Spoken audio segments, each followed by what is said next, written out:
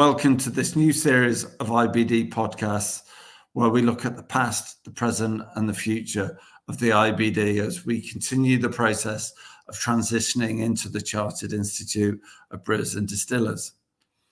Over the coming months, I'll be having a number of conversations with key players from the IBD and asking them to reflect on what the essence of the IBD means to them and what the challenges and opportunities of will be for the CIBD as we move into our exciting future. I hope you enjoy the conversations. Charlie, welcome and thank you for your time today. So to get us going, can I ask you, what does the IBD mean to you? And could you just tell us how it's been a part of your journey? Well, it's been a part of my life in the brewing industry right from the very start. I joined the industry back in 1978 and down at the Brewing Research Foundation in Nutfield, Surrey. And I was quickly informed that I was going to be the new recorder of what was then called the London section of the Institute of Brewing. Right. So in those days, and of course, I've lived through several name changes. Then it was the IOB. I wasn't there when it was the Laboratory Club. That was a few years before my time. But so they had a young Sprague who would go to the meetings and record, make notes of what the speaker said.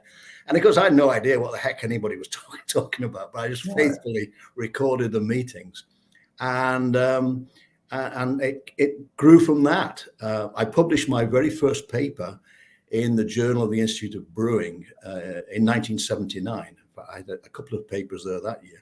And I've been publishing in the JIB ever since.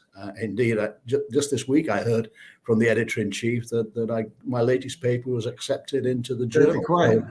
So, you know, first one's in 1979, and now here we are all these decades later, and I'm still publishing in the JIB, and it's still my go-to journal because you know, it's so important to the brewing industry, and it's just one example of just how important the what is now, of course, about to be the Chartered Institute, just how much it means to me. So it's been a vehicle for my sort of learning and also for my scientific publication, but also so much more besides.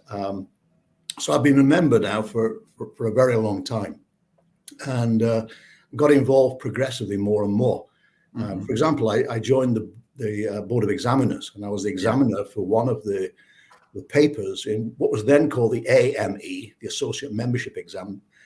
These days, it's the diploma, and I was the examiner for the second paper 2, the yeast fermentation and beer quality one, and did that for 10 years. And again, education.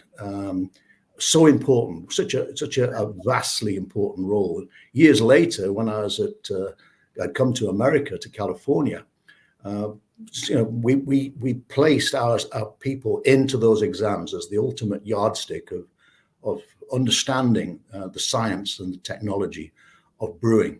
So education-wise, so important. And of course, over the years, I've given a lot of presentations to meetings of the IBD, as it currently is, but you know, all over the world. It's no secret that I have a particular soft spot for the Asia Pacific meeting, and going down there and having the banter, you know, with the Aussies and the Poms and the Kiwis, and it's just wonderful community. It's so important in my life, and I hope I managed to.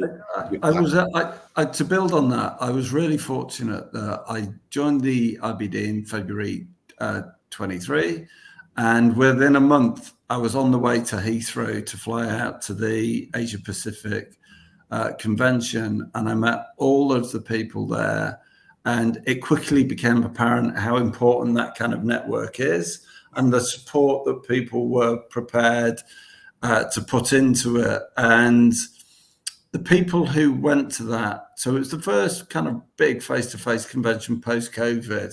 And yeah, the Asia Pacific section really put on a phenomenal event. And all the guys from Cooper's who hosted so much of it. It was very special and a great way to get to know some of the people.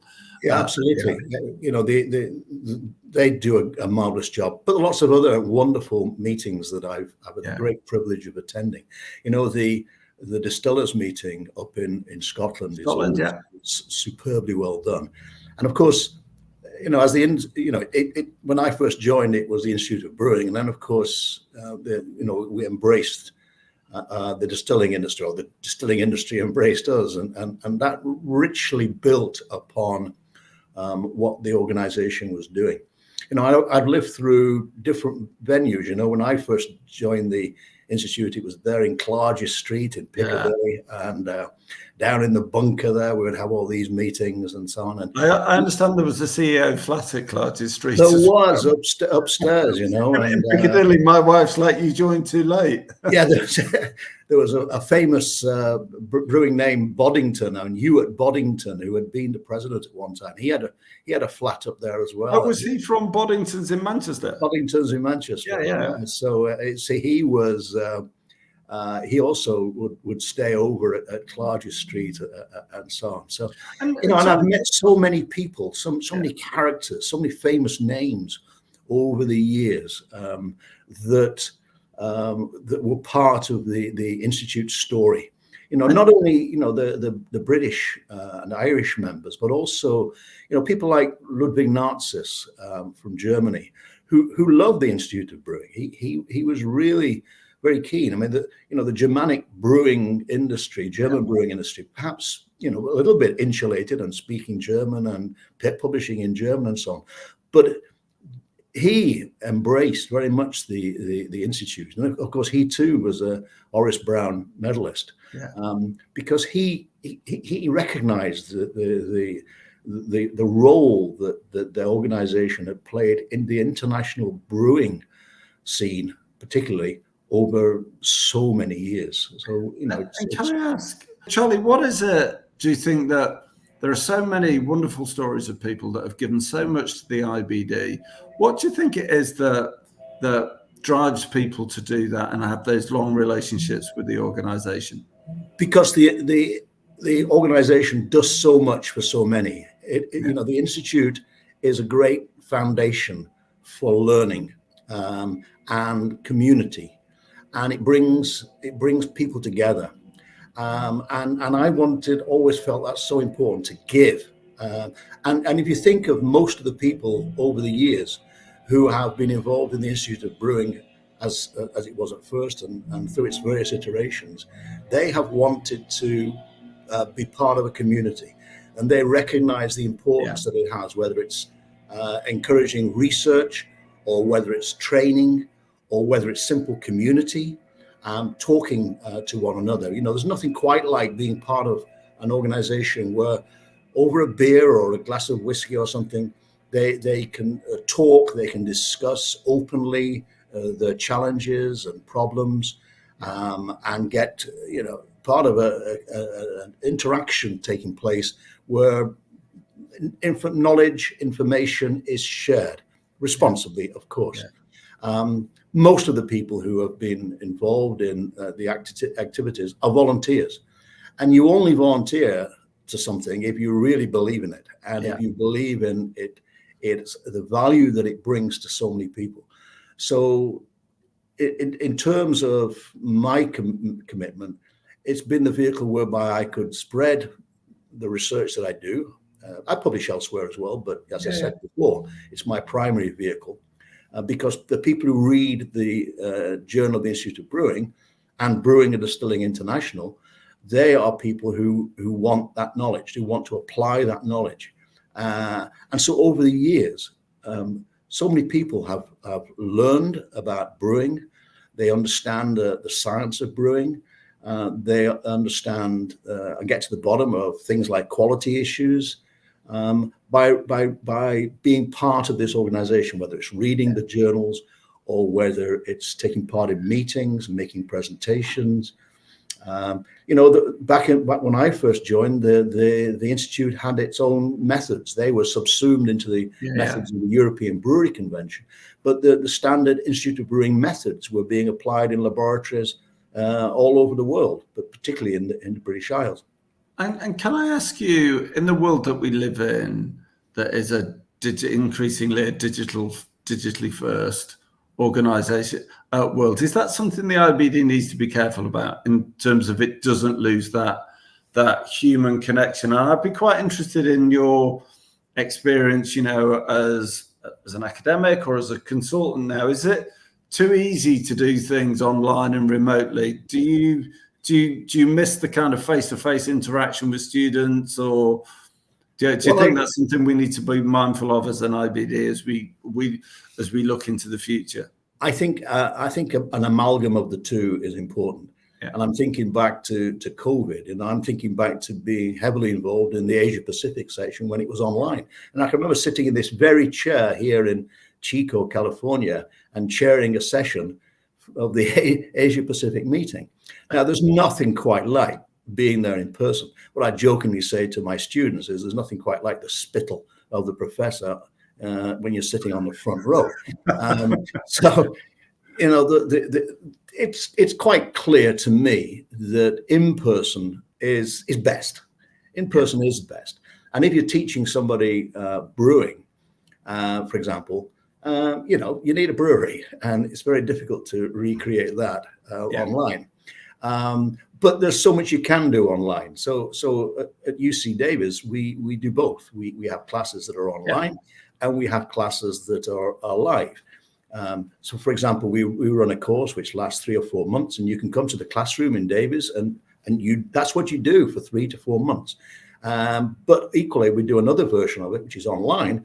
And we've got people as far away as Thailand and all over the States and many other places, South America. And they can do their day job. So they're still earning the money, and they're still brewing the beer. And it's important from an accessibility perspective. Yeah. So they can get I don't know, at the 80-20 level, I think they can get a really good education that way. I mean, my predecessor at UC Davis is heavily against online learning. But I do believe it's got its place. And so online also for the IBD, also very important. For example, let's just give you a simple example, the Brewing Distiller International, PDI. It takes a while to arrive in California, but I can read it online. I get the notification comes through, I push the button, and I can read it. It even makes a nice noise. The pages are being turned. Yes. There's nothing quite like having it in your hands, and I'm from the old-fashioned sort of school where, I like my newspaper in my hands and I can fold it over. But equally, I can read a lot of newspapers online as well. So I can read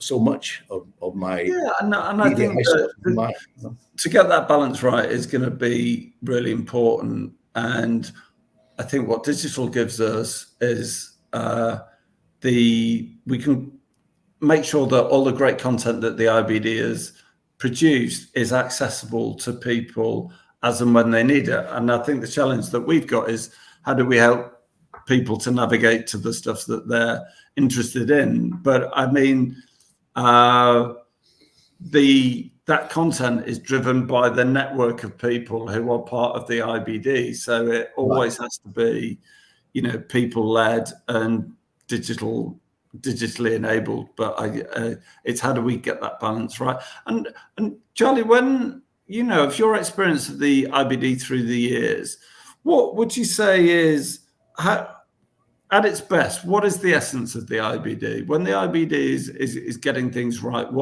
Where is it? How does that feel, and how does that look?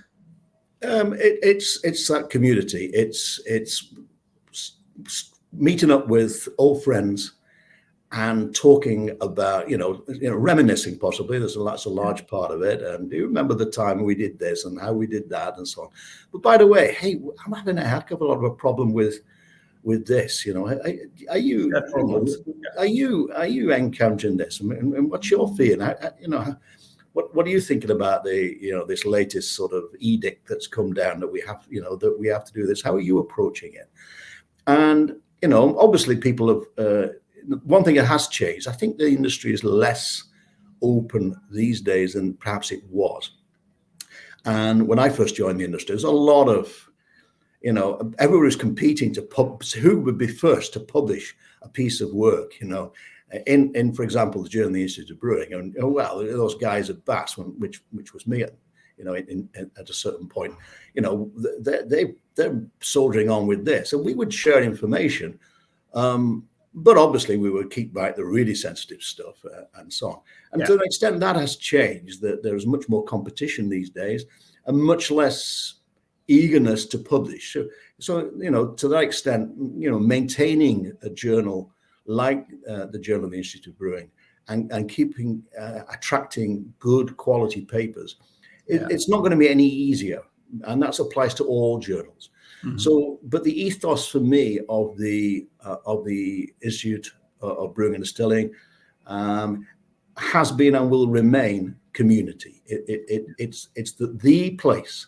It's the place where globally brewers, distillers, and people in affiliated industries get together, and whether that's online or whether that's in a physical setting somewhere on the planet, that is what it really is for me. It's belonging. It's belonging to that community.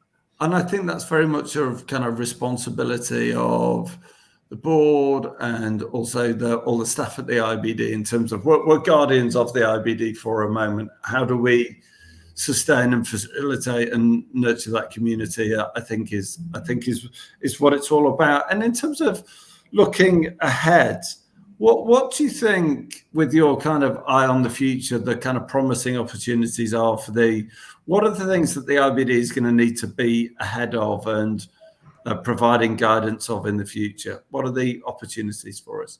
Well, I think the Institute must maintain its role as the leaders.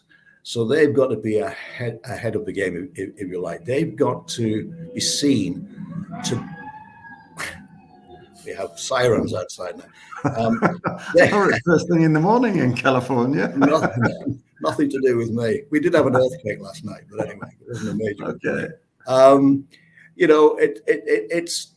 It's maintaining its role, I think, as the go-to place for information, for knowledge, for training.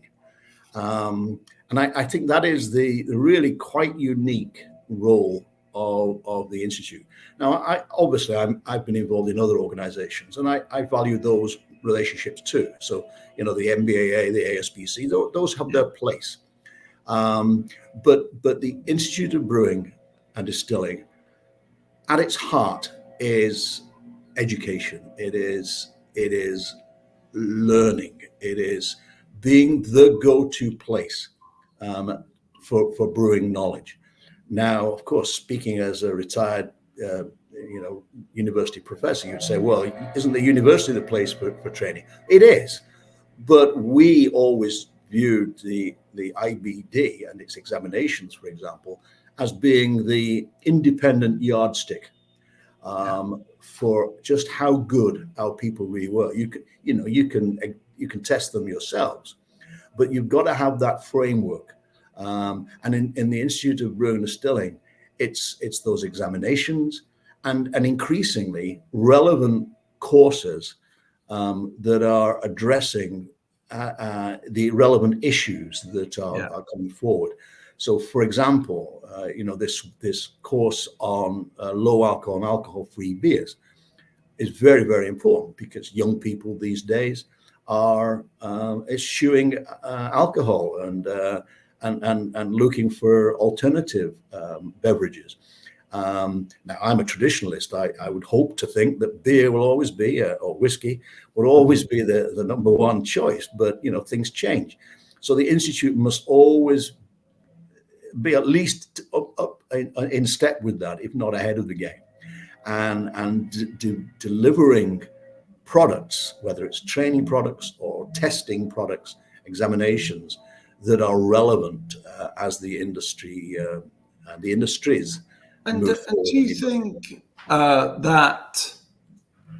So I completely agree with everything that you just said. Do you think that that task is more complex because of the way that the industry is evolving and developing, and that particular brewers or particular distillers will have particular needs? And do you think the IBD will need to evolve from a kind of one size fits all to more of a kind of tailored and nuanced approach? Probably the latter. In the industries, there are significant differences.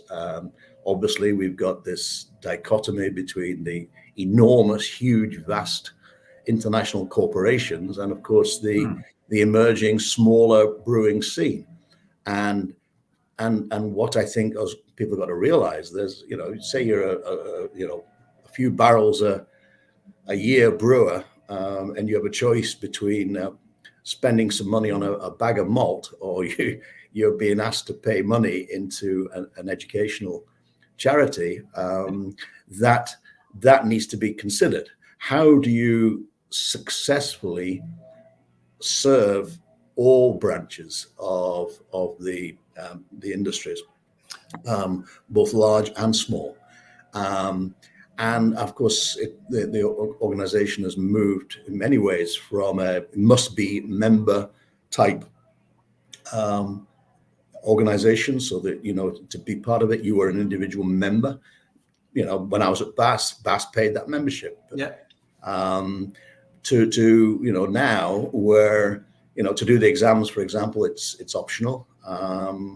And so I think the Institute must always be alive to the fact that people must be attracted to what is on offer, and must be able to afford what is on offer, and the Institute therefore should be mindful of just what is affordable for many of the potential customers who will be counting the. And I think the key for us there is to have this network of people who care passionately about the IBD, who are experienced with the industry, and we have to listen to those people. So we have to listen, and then we have to act, and we have to prioritize accordingly. In terms of, to get to this more nuanced approach in the future that balances all the online or offline, geography, size of organization, or how do you think the IBD needs to evolve in order to do that? What are the challenges that you think? Look, I know the IBD, these are the things that they need to be. We've talked about the opportunities, but what do you think the challenges will be for us as an organization? I think the challenges are what they've always been, which is how do you make sure you have the necessary wisdom. These days, of course, the board of trustees is so important. I was the first president really running with the system that we have now, and that was set up by my predecessor, Alan Barclay.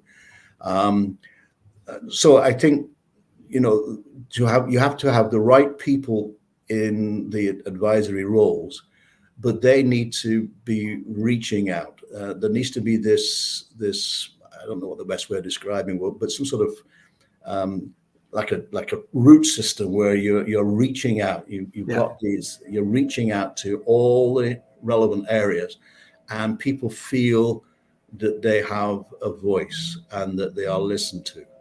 So communication, I think, in both directions is absolutely at the heart of what an organization like this needs to get right. They have to, whether it's the website design or whether it's the frequency of email shoots of information out, whatever it is, people have got to feel they're listened to. They're getting a product and products that are indispensable to them, that is critical to them, and you need to remember to well, let me start that again. You need to have the people at the helm of companies, for example, large companies and small companies who understand the Institute, what the Institute can offer, and why they should encourage their people to be part of the Institute. They've got to understand, and if somebody, for example, is paying a membership for somebody, they need to understand. Yeah, they've got to see the what value. are they getting for that. Yeah. I mean, with all the pressures that are on in terms of inflation and stuff like that, every pound spent is a decision. And then just finally, well, if you were me, what would you focus on from just help me out with this in terms of, if you have one piece of advice for me with all your experience of the IBD, what would that be?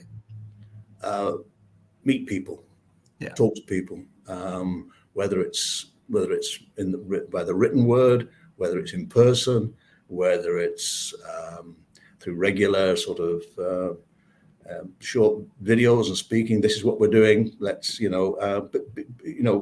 get out and about. I think I remember years ago I was on a course and it was all the message from this course was manage by walking about, and it was if you're sitting in an office, which I was at the time, and there's people out there, they don't know who the heck you are. Get out and about, talk to people, interact with people.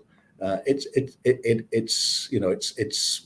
making sure people understand that the Institute is about people, and products for people. So it's the human dimension, I think, and that it can be done online, but the physical thing is important as well.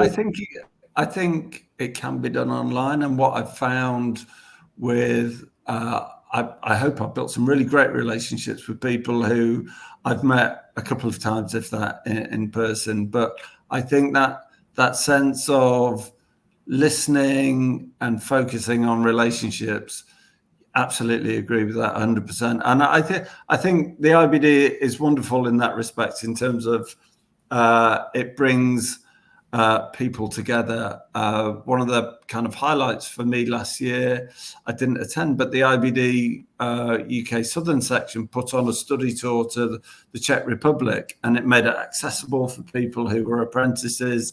And so you had about 30 people going around some of the best breweries in Czechoslovakia for 3 days, enjoying time together, passing information down and supporting people and making connections that will support them throughout. And every time I go to a section dinner, I say exactly the same. So that's good advice, and I will absolutely follow that as I'm with the IBD. It's great advice. Brilliant. So Charlie, I know you're a busy man. I know you're with the people at Sierra Nevada, but thank you very much for this kind of time that you've given us as part of our podcast, in terms of looking at the past, looking at the present, and then thinking ahead to the future. So thank you so much for that, Charlie. It's been a really enjoyable half hour with you. So thank you again. Thank you. Thank you very much.